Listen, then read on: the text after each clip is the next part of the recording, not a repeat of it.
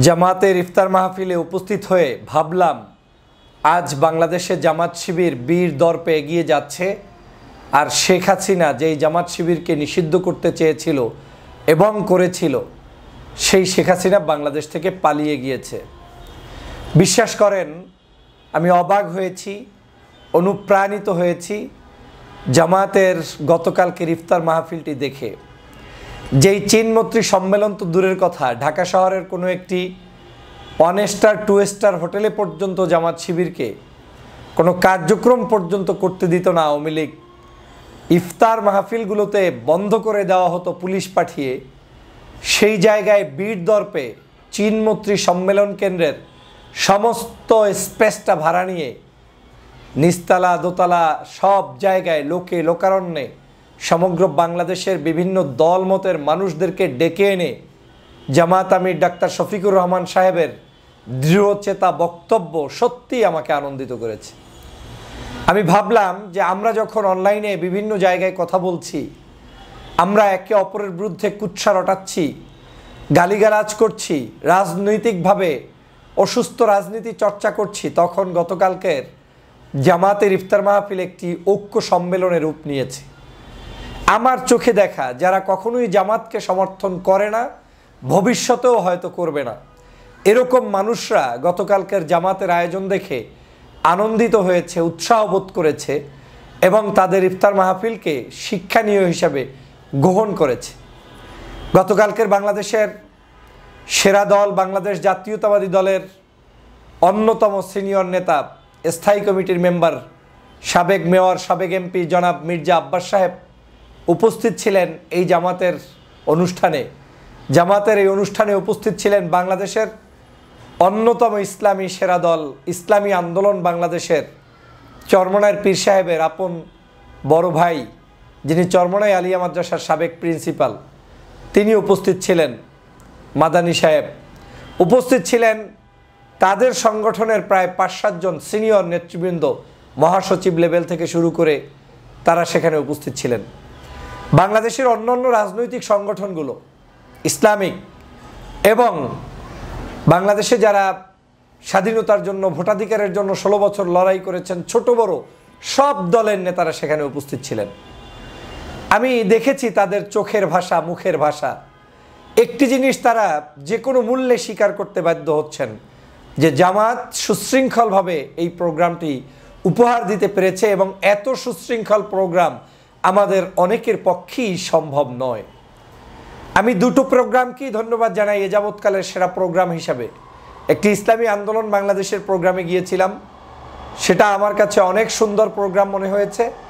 আর সর্বশেষ গতকালকের যে প্রোগ্রামটি ঐতিহাসিকভাবে মানুষের কাছে প্রমাণিত হয়েছে, সেটা হচ্ছে এই চীনমৈত্রী সম্মেলন কেন্দ্রের প্রোগ্রাম।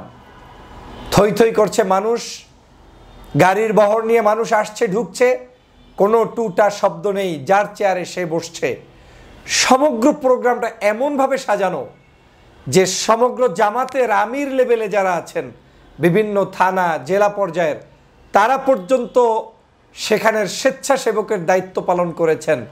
এক কথায় তারা আমাদেরকে ডেকে নিয়েছেন আর তারা হোস্ট হিসাবে সেখানে আমাদেরকে গেস্টের মর্যাদা দিয়ে সম্মান জানিয়ে তারা সেই আয়োজনটা সম্পন্ন করেছেন।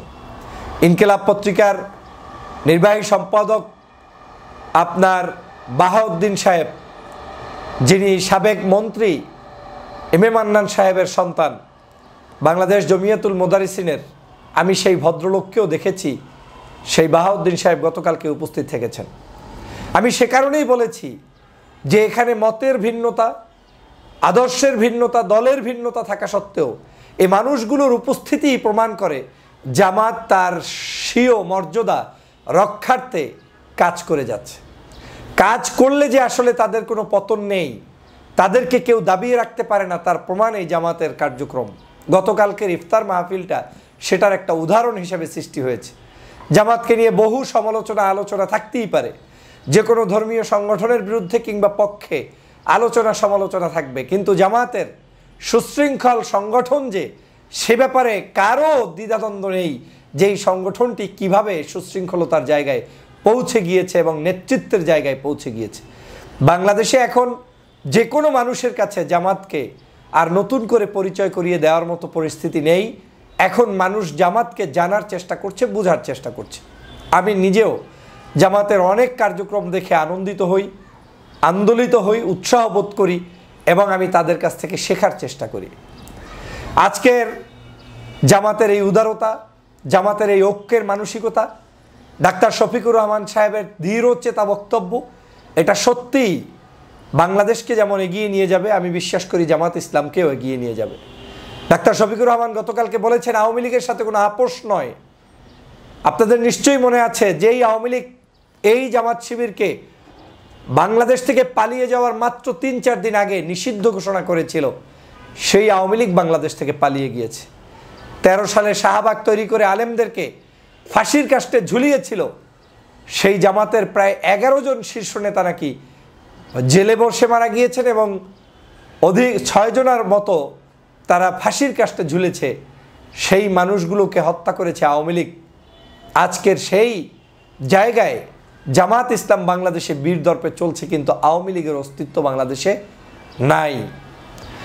এই চিনমৈত্রী সম্মেলন কেন্দ্রে জামাত জুতা পায়ে দিয়ে ঘুরবে, উঠবে, এ স্বপ্ন দেখা ছিল অসম্ভব গত ১৬ বছরে, কিন্তু জামাত আজকের সেটা পেয়েছে। কেন?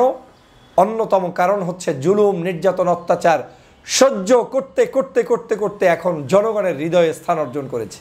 আমি অবশ্যই তাদেরকে স্যালুট জানাই এবং আপনাদের এই দৃঢ়চেতা এবং সংগ্রামী জীবনের জন্য আমি আপনাদেরকে ধন্যবাদ জানাই। পথ অনেক কষ্টের, পথ কঠিন থাকবেই। আপনাদের জীবনের কষ্টের সব কিছুই ইতিমধ্যেই অর্ধেকের বেশি শেষ করে ফেলেছেন। কি আর হারাবেন আপনারা? আপনাদের সবই তো হারিয়েছেন। আপনার দলের শীর্ষ নেতা আমির থেকে শুরু করে ফাঁসির মঞ্চে চলে গিয়েছে হাসতে হাসতে। আপনাদের আর হারানোর কিছু নেই। এখন আপনাদেরকে হুমকি ধামকি দিয়ে কেউ কোনো লাভ করতে পারবে না। বাংলাদেশের বর্তমান বাস্তবতা হচ্ছে ইসলামী মূল্যবোধের শক্তিকে অবজ্ঞা করার কারো কোনো শক্তি নেই। আপনারা যখন শক্তিশালী হবেন আপনাকে সবাই গুনতে বাধ্য, জানতে বাধ্য, স্পেস দিতে বাধ্য, আপনাকে নিয়ে চলতে বাধ্য হবে। আজকের সেটা জামাত প্রমাণ করেছেন। আমি আপনাদের এই বৃহত্তর যে মানসিকতা, বড় মানসিকতা এবং এই যে ব্যয় করে অনুষ্ঠান করা, সমাজের প্রত্যেকটি জায়গায় বিচরণ করা, কেউ অসহায় হলে তার কাছে চলে যাওয়া, হিন্দু হোক মুসলমান হোক তার পাশে দাঁড়ানো, শিশু নির্যাতন হোক কিংবা ধর্ষণ হোক তার পাশে দাঁড়ানো, এই মানসিকতাই জামাতকে অনেক উচ্চ জায়গায় নিয়ে যাবে। অতএব বাংলাদেশের কে কোন জায়গায় অবস্থান করছে এটা বুঝতে হলে আপনাকে ব্যালট পেপার ছাড়তে হবে। তখনই প্রমাণ হবে বাংলাদেশে আসলে কার কত জনপ্রিয়তা দিন দিন বাড়ছে কিংবা কমছে। আমরা গতকালকের এই ইফতার মাহফিল থেকে আমি ব্যক্তিগতভাবে মনে করি এটা একটি ঐক্যের মহড়া ছিল। জাতীয়তাবোধ, ইসলামী মূল্যবোধ, ধর্মীয় মূল্যবোধ এবং দেশের স্বার্থে আমাদেরকে এক থাকতে হবে। আমরা যে যেখানেই থাকি না কেন ঐক্যবদ্ধ হওয়ার বিকল্প নেই। জামাতের ওই প্রোগ্রামে যেভাবে সবাই একত্র ছিলেন, বাংলাদেশের রাজনীতিতেও শেখ হাসিনাকে, আওয়ামী লীগকে এবং ভারতীয় আধিপত্যবাদকে রুখতে ঐক্যবদ্ধ থাকবেন, এটাই হচ্ছে আমার প্রত্যাশা। আপনাদের সুশৃঙ্খল আয়োজনের জন্য আমি আবারও ধন্যবাদ জানাই। এত সুন্দর আয়োজন করেছেন, আল্লাহু আকবার, আল্লাহু আকবার। এটা কল্পনা করা যায় না। মানুষগুলোকে এত শান্ত সুষ্ঠুভাবে আপনারা ইফতার দিয়েছেন, এটা কল্পনা করা যায় না। এটা আসলেই আপনাদের প্রতি আল্লাহর রহমত এবং সুন্দর মন মানসিকতার কারণে তৈরি হয়েছে। আমার পক্ষ থেকে আপনাদেরকে ধন্যবাদ, দেশবাসীকে ধন্যবাদ জানাই। পবিত্র মাহে রমজানের মোবারকবাদ।